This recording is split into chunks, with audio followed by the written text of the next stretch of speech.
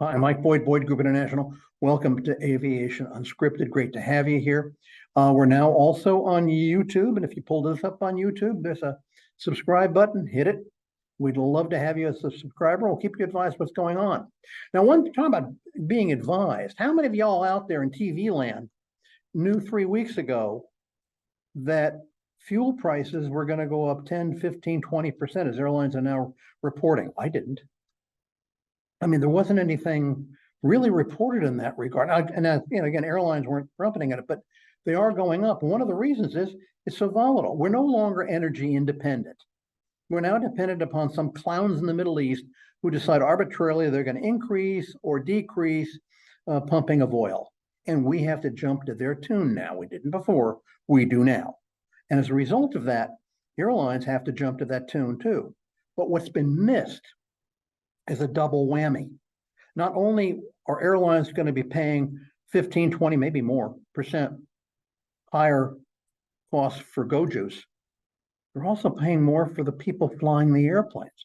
You see, we've just seen some rather substantial increases in pilot costs. We're talking over a period of 3 to 4 years, it's up to 40% higher costs. I don't criticize that at all, not for 1 second. But the fact is, it's going to cost more to move an airplane A to B. We've got other labor contracts coming in, Southwest pilots, for example, Americans flight attendants, for example. These aren't contracts that are going to be, 3% the first year and 4% the next.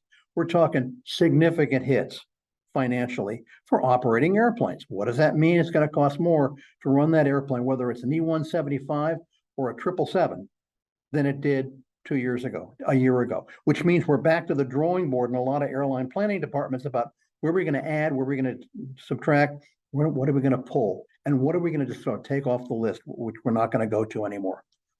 Every community out there needs to look at this, because when the pilot costs go up, the flight attendant costs go up, and it's going to be maintenance and technician costs are going to go up. Every bit of the labor side is going to go up, and fuel costs are going up.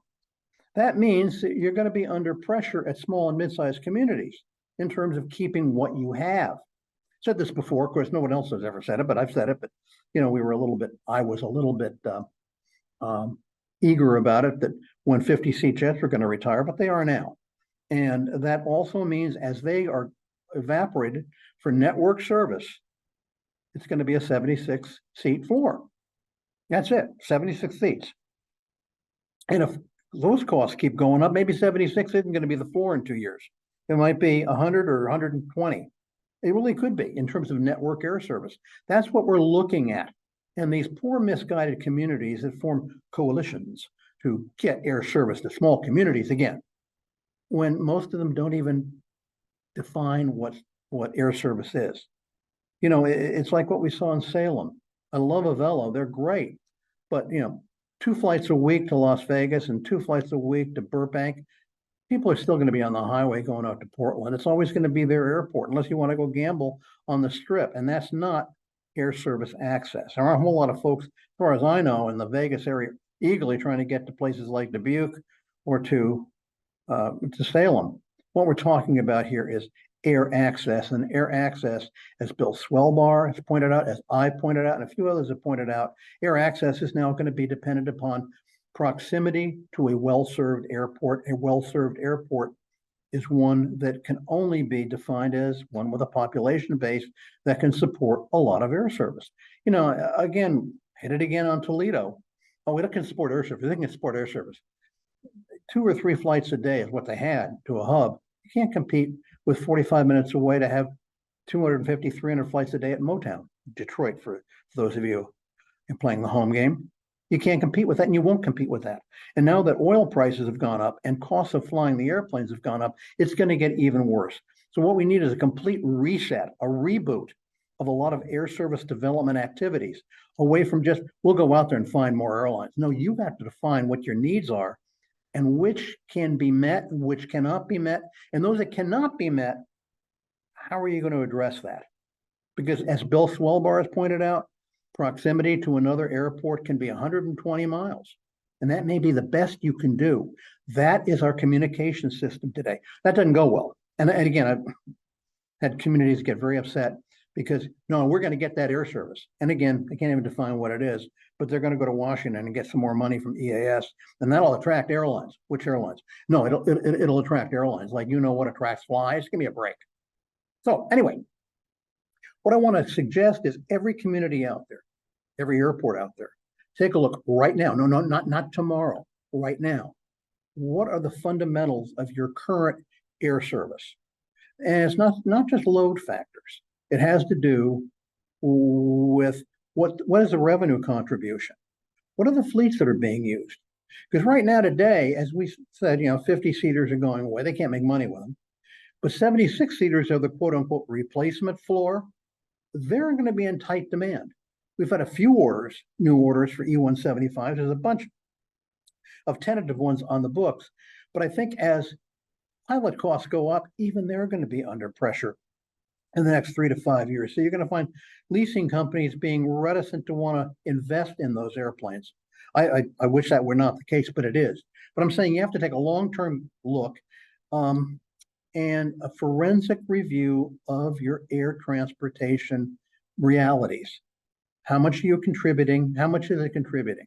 If it's predominantly or substantially based upon impulse traffic, like from Avello or from Sun Country or from Allegiant or from Frontier, look at that real hard. Because remember that 20% fuel going up for airlines, there's other things out there, diesel, gasoline, premium unleaded, all that's going to go up as well. And that's going to change things in terms of the cost factors across America and what it costs to go put dinner on the table. Those things have to be looked at and anticipated. And as I pointed out, 4 weeks ago, we didn't hear anything about 20% increases in fuel, but it's there now, again, because we're no longer, energy independent, and we are dependent upon them over there deciding what they're doing. And they're not even very nice people. I mean, Saudi Arabia wants to do business with the Chinese. I mean, why not? Nazi Germany doesn't exist anymore, so that's all that's left. But that's where we're at. That's what we're going to have to look at. Every community is going to be on its own, and taking aggressive action right now, proactive action. And we're working with some communities where when you take a look at their load factors, when you take a look at their revenue generation, they're in really good shape, but they got to let the airline know about it. They got to make sure the airline planners have that in their little black book, because if not, you're going to lose that air service. I mean, remember, there have been drive-bys where the VP walks to the planning department and says, cut 20%. The first airport on the screen gets a line through it. So I'd be careful to assume that everything's going to be okay, because it's not. We may be looking at a real air service crisis, and it's at 2 levels. At the lower level, impulse traffic, that's going to be very, very vulnerable to increased fuel prices, eventually increase labor costs, and inflation taking its discretionary dollars out of the economy. And at the other end, we're looking at network carriers rethinking a lot of their feed markets, particularly from small communities, because again, those 76-seaters are going to be in short supply. Those 76-seaters are going to have their own costs going up. That means as those costs go up, they have to rethink a lot of places they fly. If you want to work on a forensic review of your air service, give us a call. Hit the button here and give us an email. We'd love to talk to you about it, because we have a program together that really does look runway to the future, that does look at this and gives you hard answers, not Pollyanna stuff, hard answers. And if you want some hard answers, let us know here at Boyd Group International. With that, I'm going to move on. I want to thank you for seeing us today, watching us today, and joining us today. If you research, consulting, or forecasting, hey, we're there, ready to help. Have a good week.